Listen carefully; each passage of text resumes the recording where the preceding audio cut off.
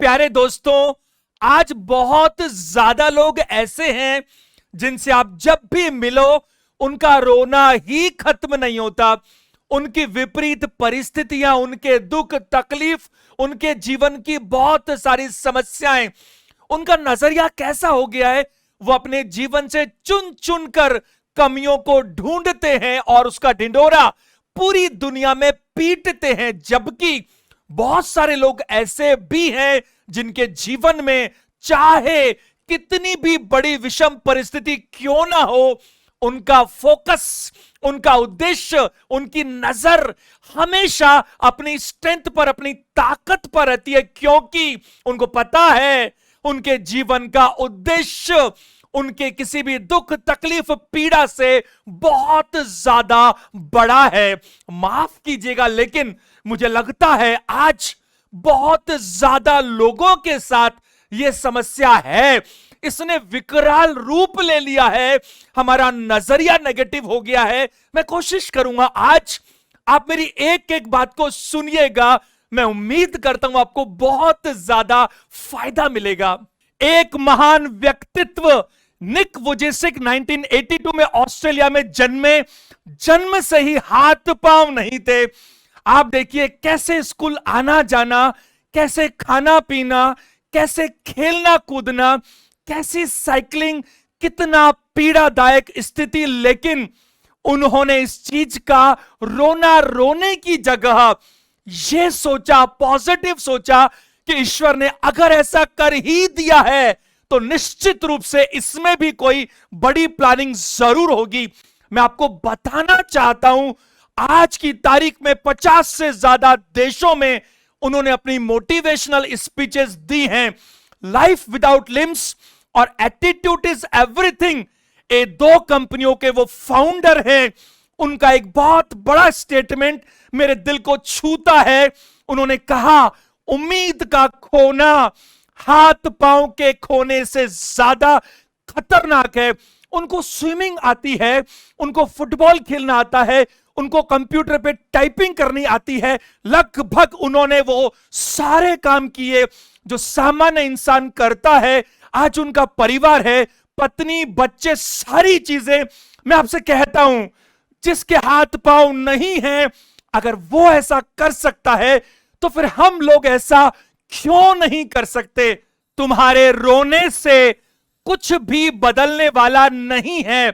मैं आपको बताऊं, रोने वालों को कोई पसंद नहीं करता और लंबे समय तक उनका साथ भी लोग नहीं देते।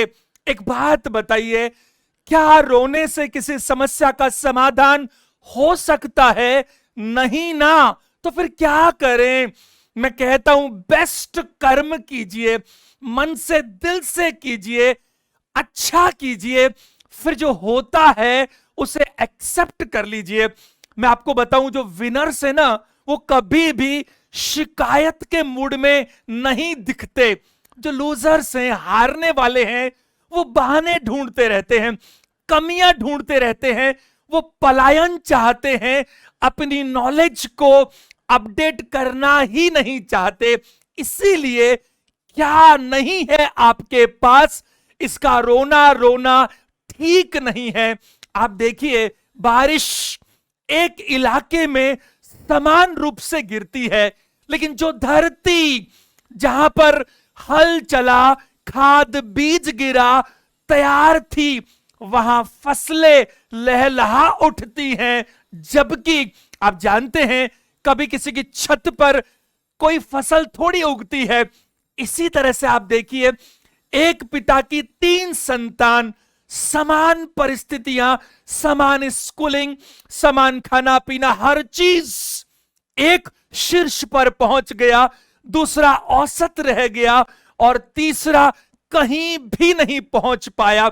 आप देखिए, एक जैसी परिस्थिति में अगर आप कुछ लोग देखें तो कुछ साल बाद सब आपको अलग अलग जगह नजर आएंगे, क्योंकि ये सब कुछ डिपेंड करता है हमारे एटीट्यूड पर, हम किसी चीज को किस तरह से हैंडल करते हैं। ज्यादातर लोग दुखी हैं औरों की वजह से। औरों का नेचर हमें लगता है, हमारे मित्र, हमारे रिलेटिव्स, जब मुसीबत में थे तो उनकी हर तरह से मदद की, समय दिया, फाइनेंशियल सपोर्ट किया, और आज जब हमें जरूरत है तो उन्हीं लोगों को कोई ज्यादा फर्क नहीं पड़ता।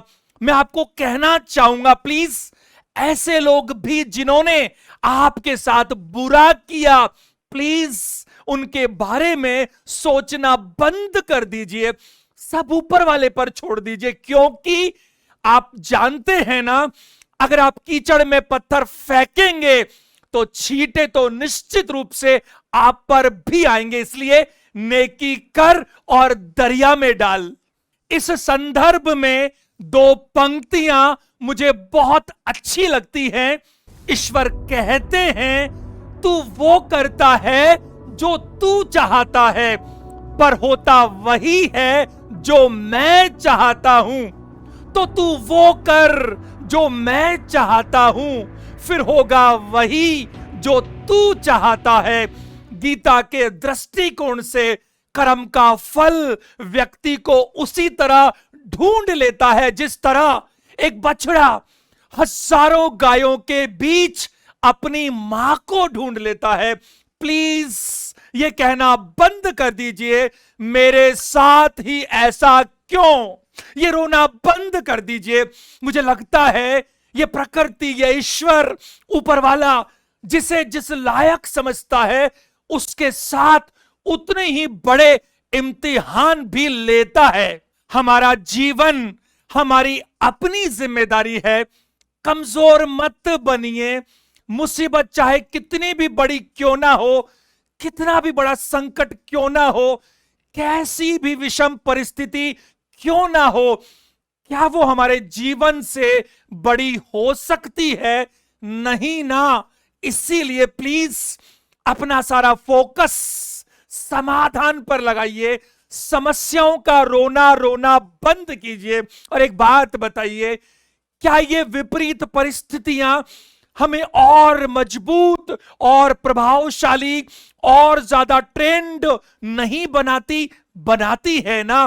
प्लीज मुझसे वादा कीजिए, अपने आप को पॉजिटिव रखेंगे, सिर्फ अच्छा बोलेंगे, पॉजिटिव एनर्जी निकालेंगे, अपना ऑरा पॉजिटिव रखेंगे। अगर आपको ये सेशन अच्छा लगा तो प्लीज लाइक करें, कमेंट करके मुझे बताएं भी, और ये भी बताएं आने वाले दिनों में किन चीजों पे आप इस तरह के सेशंस चाहते हैं। प्लीज इन सेशंस को ज्यादा से ज्यादा लोगों को शेयर करें ताकि सबको इन चीजों का फायदा पूरा पूरा मिलना चाहिए। सेशन देखने के लिए थैंक यू वेरी मच।